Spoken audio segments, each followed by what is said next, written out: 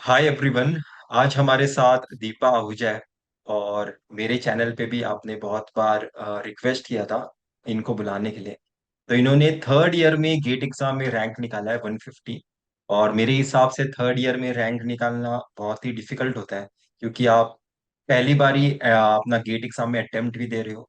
और एक तरह से आपका थर्ड ईयर का सिलेबस अभी चल रहा है और वो भी सिलेबस गेट एग्जाम में आएगा। तो किस तरह से इन्होंने मैनेज किया गेट एग्जाम का प्रिपरेशन, ये सब भी हम जानने की कोशिश करेंगे। तो सबसे पहले दीपा, कॉन्ग्रेचुलेशंस कि आपने 150 रैंक अचीव किया है। और अगर आप वापस से गेट एग्जाम का प्रिपरेशन करोगे, डेफिनेटली आपका रैंक इंप्रूव होने वाला है। पर आपको इस रैंक पे भी बहुत कुछ मिलने वाले अपॉर्चुनिटीज आईआईटीज में मास्टर्स करने के लिए। तो सबसे पहले आप अपना एक शॉर्ट में इंट्रोडक्शन दो कि आप कौन से कॉलेज से हो, कब से आप गेट एग्जाम का प्रिपरेशन कर रहे हो। मैंने जबलपुर इंजीनियरिंग कॉलेज से बीटेक कर रही हूँ। करेंटली थर्ड ईयर में हूँ, इलेक्ट्रॉनिक्स एंड कम्युनिकेशन। और मैंने लास्ट ईयर से प्रिपरेशन स्टार्ट की थी, मतलब जब 2022 का गेट हुआ था उस टाइम से स्टार्ट कर दी थी। और थोड़ा बहुत बेसिक्स मैंने उसके पहले से ही पढ़ना शुरू कर दिया था। तो कभी आपको लगा नहीं कि मैं यूट्यूब के वीडियोस फॉलो कर रही हूँ, तो शायद से इनसफिशिएंट हो सकता है, या फिर आपके प्रीवियस ईयर क्वेश्चंस बन रहे थे? मतलब किस तरह का जर्नी था? डाउट नहीं आया आपको? नहीं भैया, मेरे को मतलब डाउट आने का चांस इसलिए नहीं था क्योंकि मैंने जब प्रिपरेशन स्टार्ट की थी, मतलब 11th 12th में मेरी फिजिक्स ऐसी थी ना कि मतलब बहुत ही ज्यादा बेकार थी। तो हम्म। मैंने जब इंजीनियरिंग में एडमिशन लिया था तो मतलब मैंने जैसे कॉलेज में भी सबको बताया कि मुझे गेट करना है। तो फिर सबने कहा कि तुम्हारी तो फिजिक्स मतलब ऐसी है, कैसे होगा। तो उस टाइम में मेरे को केवीएल केसीएल भी नहीं आता था नेटवर्क का। तो मेरे को ऐसा लगता था ना कि अगर मैंने ऑफलाइन कहीं से प्रिपरेशन किया फिर तो मतलब सामने वाला हमें जज करेगा कि तुम्हें केवीएल केसीएल भी नहीं आता, so how can you do get.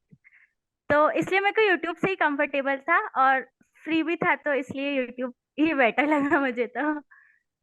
और आपने किस तरह से प्रिपरेशन किया? मतलब कैसे आपका स्ट्रेटेजी क्या होता था? सब्जेक्ट पढ़ते पढ़ते आप पीवाईक्यू सॉल्व करते थे, या फिर सब्जेक्ट खत्म होने के बाद पीवाईक्यू सॉल्व करते थे, या आपने पीवाईक्यू सॉल्व किए हैं कि नहीं किए हैं? वो भी एक बार शेयर करो। हाँ, मैंने पीवाईक्यू तो सॉल्व किए थे। और मतलब एक प्रॉब्लम मुझे ये जाती थी कि जैसे उस टाइम में एडमिशन लिया था बीटेक में, तो हमें ये समझ में नहीं आता कि गेट का सिलेबस कैसा है, कि उसकी प्रॉपरली अंडरस्टैंडिंग एक बार हमें नहीं हो पाती। जैसे कुछ टॉपिक्स ऐसे हैं नेटवर्क में, लाइक मैग्नेटिक इंडक्शन वगैरह, जो जिसमें डॉट्स वगैरह कन्वेंशन रहता है, तो वो भी हमें पीवाई की बुक में दिए रहते हैं। तो उस टाइम तो समझ में नहीं आता कि आउट ऑफ सिलेबस है या हमारे सिलेबस में नहीं है। तो मैं पूरा सब्जेक्ट पहले प्रिपेयर कर लेती थी, फिर एक बार गेट के सिलेबस से मैच करती थी कि मैं कोई टॉपिक छूट तो नहीं गया, उसके बाद फिर मैं पीवाई क्यू सॉल्व करती थी। तो आप और सब्जेक्ट खत्म पीवाई होने के क्यू में, बाद, सब्जेक्ट खत्म होने के बाद हाँ करते थे? जी। और बताओ, और कुछ बताना है आपको? मैंने पीवाईक्यू, इलेक्ट्रॉनिक्स, ईसी और इंस्ट्रूमेंटेशन तीनों ब्रांचेस के किए थे सॉल्व। मतलब जो कॉमन सब्जेक्ट्स हैं उनके, और जो कोर हैं तो उसमें सिर्फ इलेक्ट्रॉनिक्स के ही किए थे। और आप पीवाईक्यू का बुक खरीदे थे, या फिर आप कोई वेबसाइट से क्वेश्चंस ढूंढ ढूंढ के सॉल्व कर रहे थे?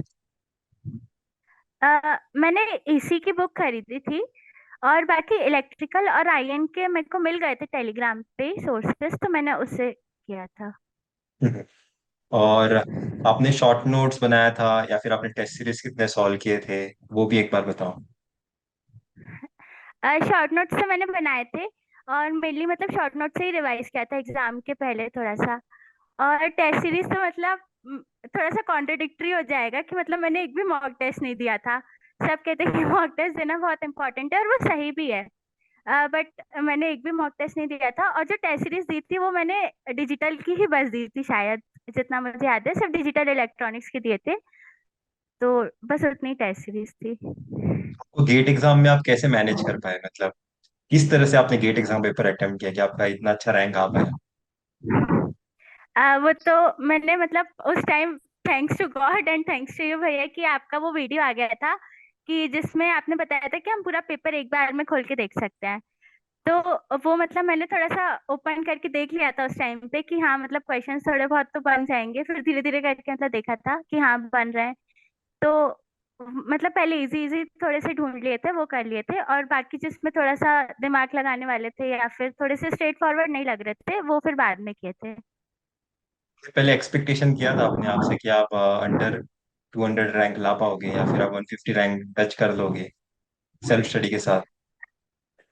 नहीं भाई, ये तो एक्सपेक्ट नहीं, मतलब हमेशा से था कि एक अच्छी रैंक लानी है, मतलब आईआईटी में तो जाना है अब।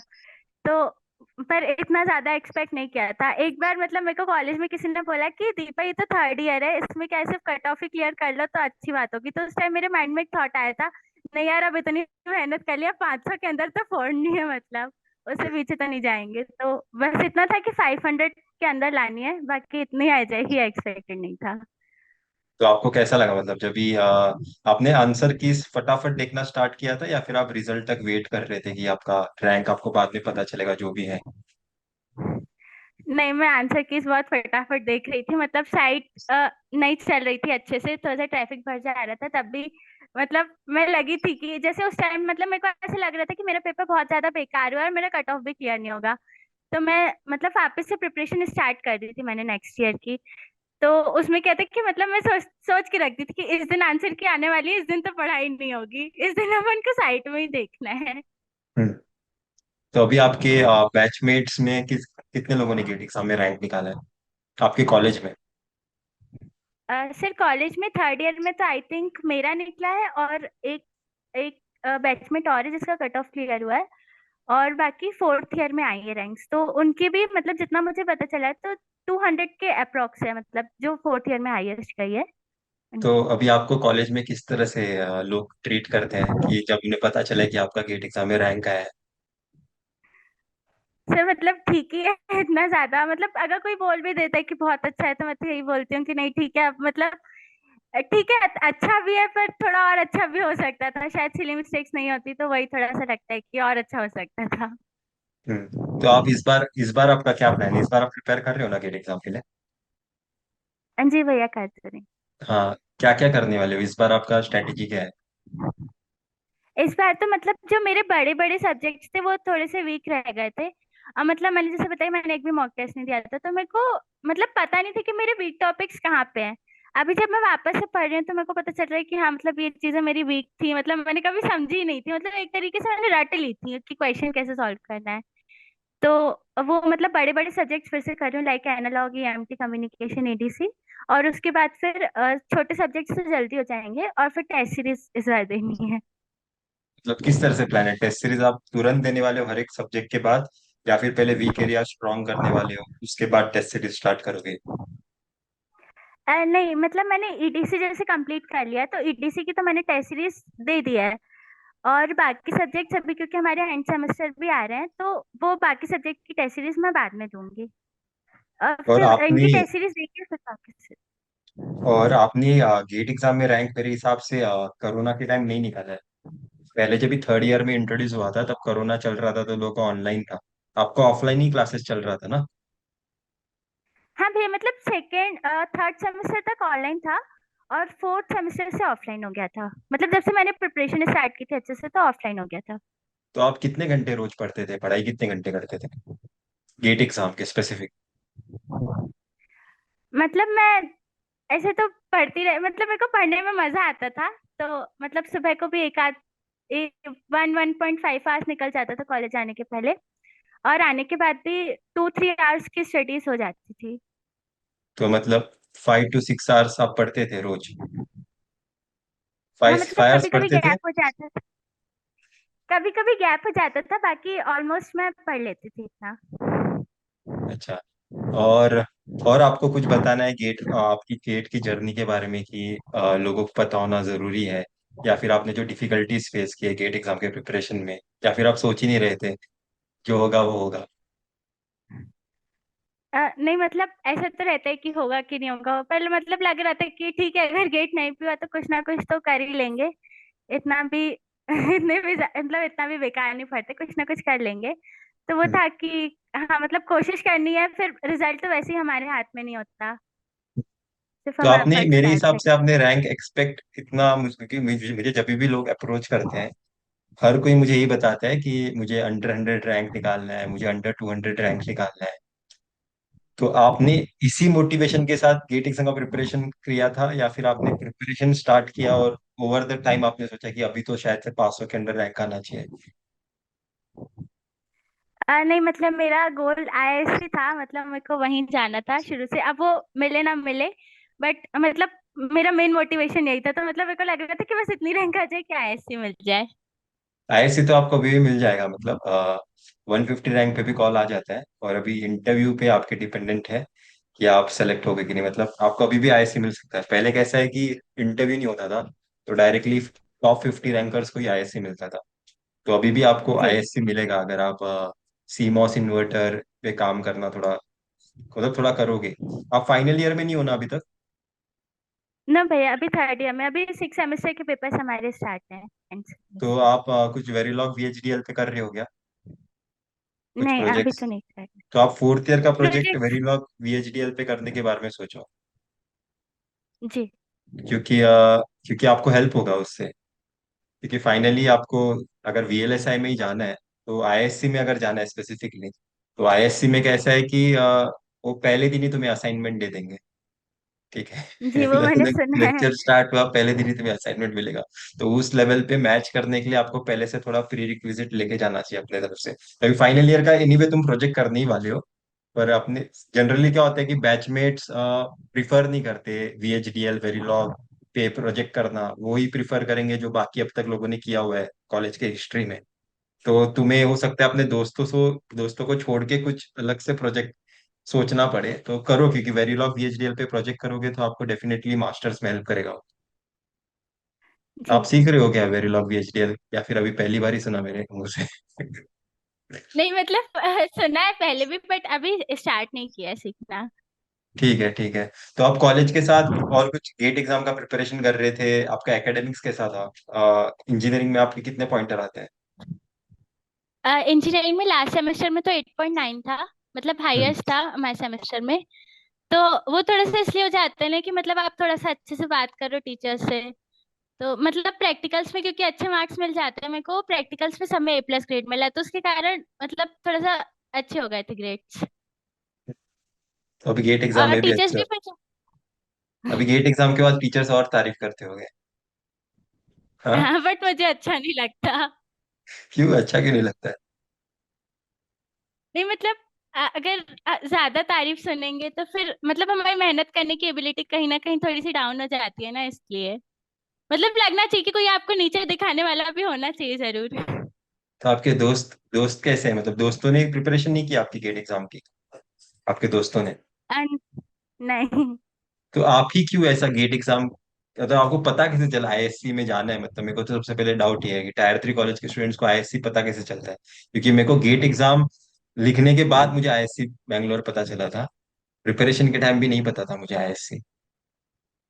नहीं फिर मेरे साथ ऐसे था ना कि मतलब मैं फर्स्ट ईयर में थोड़ी सी कोडिंग करना चाह रही थी, बट फिर मतलब लगा कि अभी तो टीएससी इंटरेस्टिंग लग रहा है, पर फिर जब वेब डेवलपमेंट वगैरह थोड़ा सा देखा तो उसमें उतना मजा नहीं आ रहा था, मतलब लग नहीं रहा था कि हाँ अपन कर सकते हैं करके।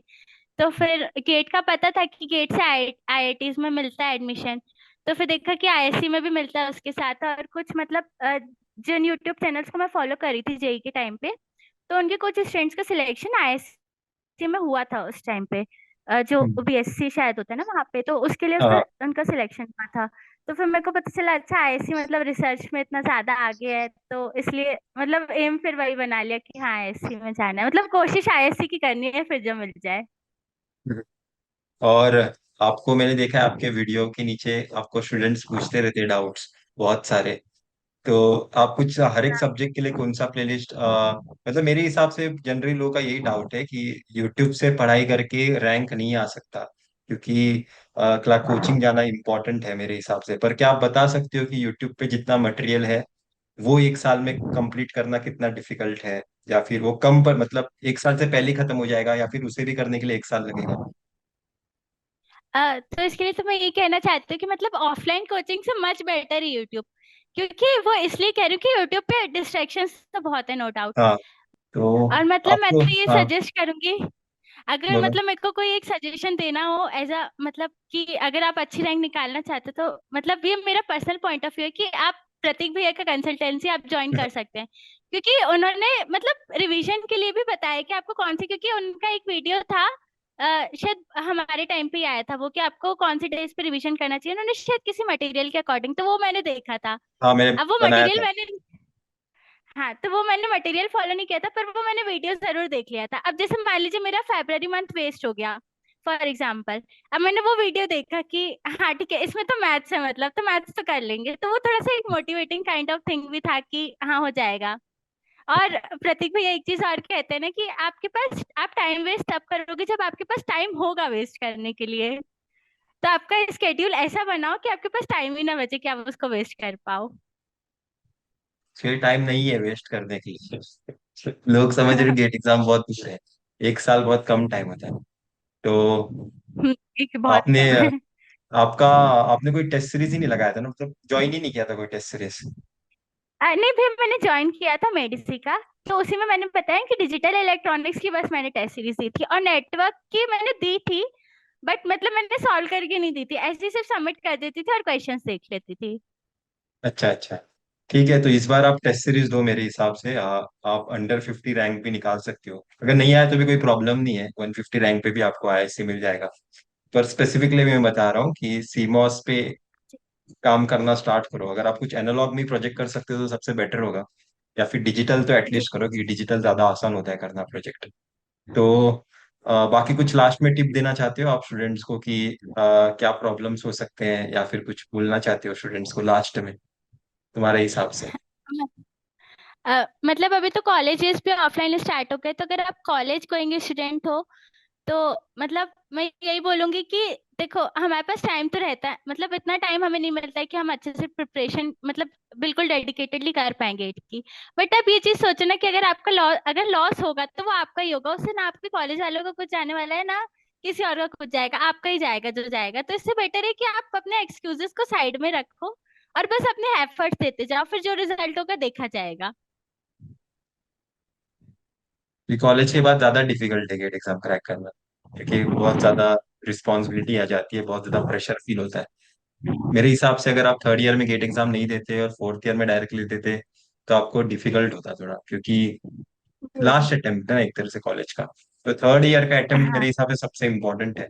और जिस तरह से अभी मैं सबसे पहले बताना चाहता हूँ, इलेक्ट्रॉनिक्स इंजीनियरिंग एक तरह से फ्यूचर होने वाला है इंजीनियरिंग का, मतलब अगले 6-7 सालों के लिए। क्योंकि अभी एआई पे जैसे जिस लेवल का काम हो रहा है, पर एआई पे काम करने के लिए उतने उस लेवल के प्रोसेसर्स अब तक डेवलप ही नहीं हुए हैं। ठीक है, जीपीयू पे काम होता है अभी के टाइम पे, एनवीडिया उसमें सबसे लीड कर रहा है। अभी गूगल का जो भी एआई का जो भी टेक्नोलॉजी पे, जितने भी टेक्नोलॉजी पे काम करते हैं जो एआई से रिलेटेड है, वो टीपीयू पे काम करते हैं। तो एटलीस्ट मेरे हिसाब से अभी सबको समझ में आना चाहिए कि जो भी इलेक्ट्रॉनिक्स इलेक्ट्रिकल इंस्ट्रूमेंटेशन इंजीनियर्स हैं, इवन कंप्यूटर साइंस के इंजीनियर्स हैं, अगर वो डिजिटल वीएलएसआई में आते हैं तो उनका फ्यूचर चेंज होने वाला है। क्योंकि अगले 10 सालों तक मेरे हिसाब से एआई को और वीएलएसआई को कोई रोक नहीं सकता। एआई को सिर्फ एक ही चीज रोक सकता है, वीएलएसआई इंजीनियर्स अगर काम करना रुक गए तो इलेक्ट्रॉनिक्स को लिखना चाहिए गेट एग्जाम, इन शॉर्ट में बताना चाहता हूँ, क्योंकि एनवीडिया जैसे कंपनीज आपको नहीं मिल सकते आपके बीटेक के प्लेसमेंट में। आपके कॉलेज में प्लेसमेंट होता है ना? हाँ भैया, मतलब आईटी कंपनी से आती है मैक्सिमम, और वो भी मतलब 4-5 लाख के अराउंड पैकेज रहता है। और अभी तो मतलब रिसेशन के कारण तो मतलब अभी नहीं मिल रही है जॉब्स काफी बच्चों को। ठीक है, तो उन्हें भी मोटिवेट करो आप गेट एग्जाम का प्रिपरेशन करने। हाँ, ठीक है। तो आपका चैनल का, जीमेल का भी नाम आपने कोडिंग डेप्थ रखा है। आपको कोडिंग में इंटरेस्ट है क्या? हाँ भैया, वो मैंने आपको शायद बताया था कि मतलब मैं कोडिंग में बहुत इंटरेस्टेड थी फर्स्ट ईयर में, तो उस टाइम मैंने चैनल भी बनाया था, अच्छा, तो इसलिए मैंने कोडिंग डेप्थ करके रखा था उसका नाम। ठीक है। वैसे भी आपको थोड़ा वीएचडीएल में थोड़ा नॉल मतलब एक तरह से लूप्स में लिखना होता है, जो अगर आपका जो भी प्रोग्रामिंग का नॉलेज है ना वो आपको यूज होने वाला है वीएचडीएल में। मतलब अगर आपको प्रोग्रामिंग का नॉलेज नहीं होगा तो आपको बहुत बड़ा कोड लिखना पड़ता है, पर उसे आप बहुत ही शॉर्ट में भी लिख सकते हो अगर आपका थोड़ा प्रोग्रामिंग का नॉलेज है, तो आपको यूज होने ही वाला है वीएलएसआई में, ऐसा मैं बताना चाहता हूँ। तो थैंक यू दीपा आहूजा, हमारे चैनल पे आने के लिए। और इस साल का मेरा सबसे पहला इंटरव्यू है, और मैं चाहता था कि आपके साथ ही मेरा पहला इंटरव्यू हो। तो thank you. Thank you so much भैया for inviting me in your channel. मतलब अभी तक जिनके चैनल से पढ़, मतलब जिनके चैनल से गाइडेंस लेके रैंक निकाली, आज उनके चैनल पे आने का चांस मिला है।